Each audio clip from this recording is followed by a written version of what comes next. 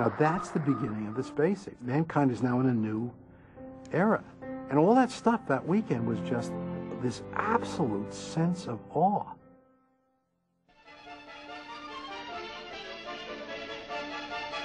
Today, a new moon is in the sky, a 23-inch metal sphere placed in orbit by a Russian rocket.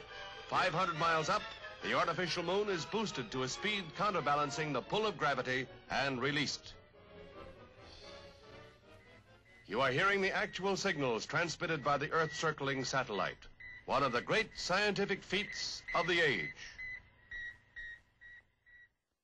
That sort of shook us all pretty much. I mean, I can remember going out in the parking lot in back of one of the buildings over here in the early evening, and we could see the doggone thing flying overhead, and that was really quite an experience to know that those, the Russians had done it and we hadn't.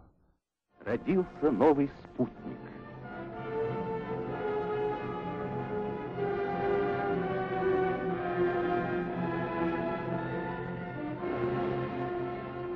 We were very disappointed when the first one launched because we knew darn well that the Vanguard was in trouble, and we knew darn well that we could launch a satellite anytime we were told to.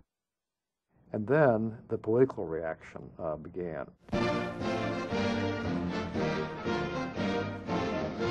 President Eisenhower reassures the nation that Russia's success with the first satellite does not indicate a serious lag in American rocket research.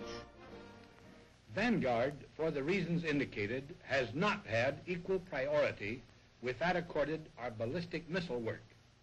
Eisenhower was very calm about this, and in some level he was working with information that he could not share with others.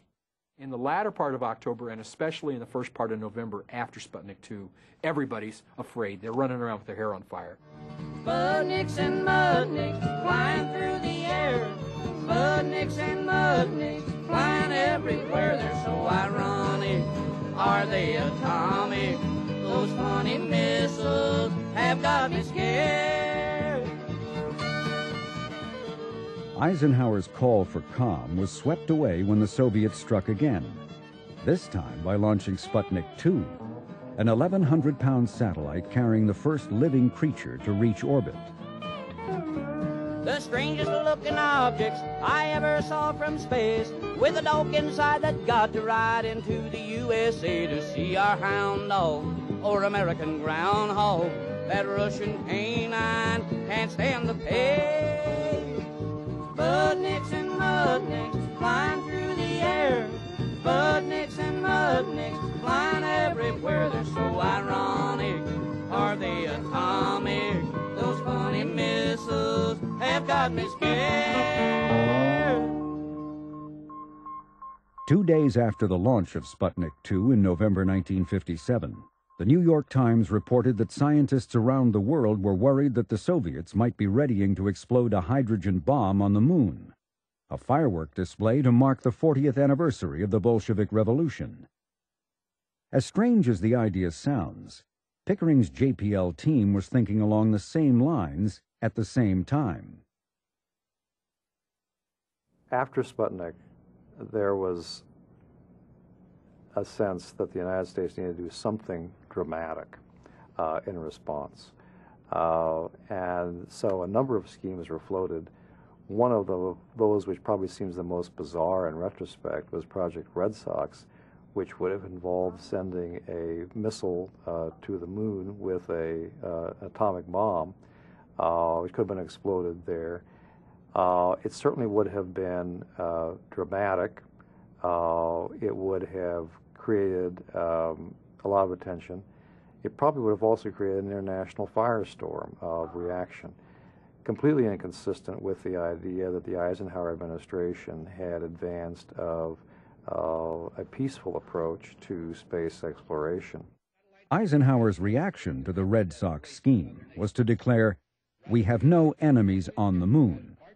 Meanwhile, his ratings in the polls plunged 22 points. I consider our country's satellite program to be well designed and properly scheduled to achieve the scientific purposes for which it was initiated. We are, therefore, carrying the program forward in keeping with our arrangements with the international scientific community. Eisenhower finally came to understand that the only way to tranquilize the nation was to give the American people a satellite. Under enormous pressure, the White House decided that a planned test flight of the Vanguard rocket with its small science payload was to be transformed into the American response to Sputnik. America's first attempt to launch a satellite, a 6.5-inch sphere weighing just over 3 pounds, was checked out by scientists and declared ready. A great wave of advanced publicity focused attention at Cape Canaveral, Florida, for the launching of Test Vehicle 3 of Project Vanguard, a preliminary to the scheduled launching of a 21-pound satellite in March. What happened is already unhappy history. Another setback for the United States in the race into outer space. Here are official Defense Department films of the launching of the 72-foot missile, a loss of thrust, and fall back to Earth in split seconds.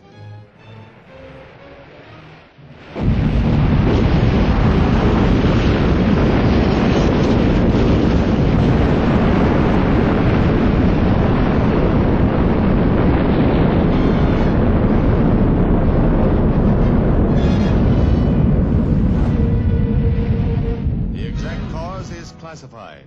Neither the satellite program nor our missile development is affected, said Acting Defense Secretary Quarles. It's only an incident in the perfection of the Vanguard satellite system.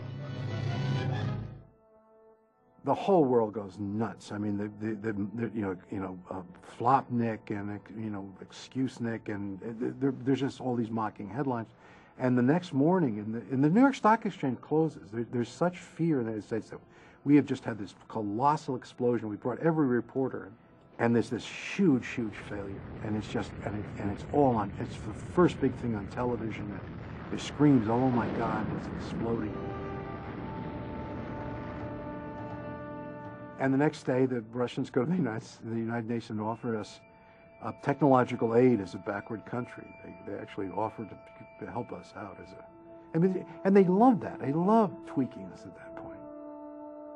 To have the communists lead in technology, to pioneer a new frontier of infinite size,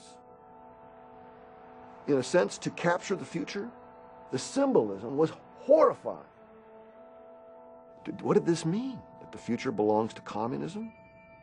That if we Americans are going to, leapfrog the Soviets and get back on top, we're going to have to become more like them?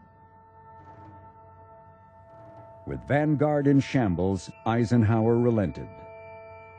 Medeiros, von Braun, and Pickering were finally given what they wanted, their chance to reach orbit.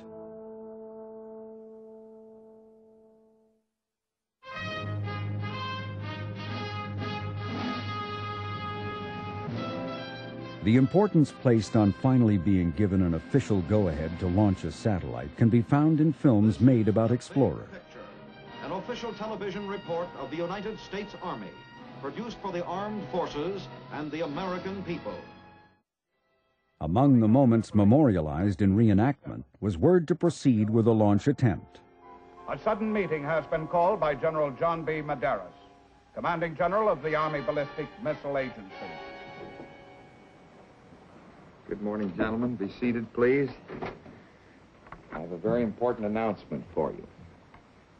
We've been assigned the mission of launching a scientific Earth satellite.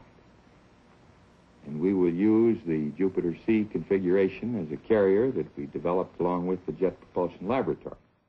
When you talk about this recreation of the decision point to move forward with Explorer, it's that they are very clearly given formal orders to accomplish the task. They'd been wanting to do it all along and had been stopped at every turn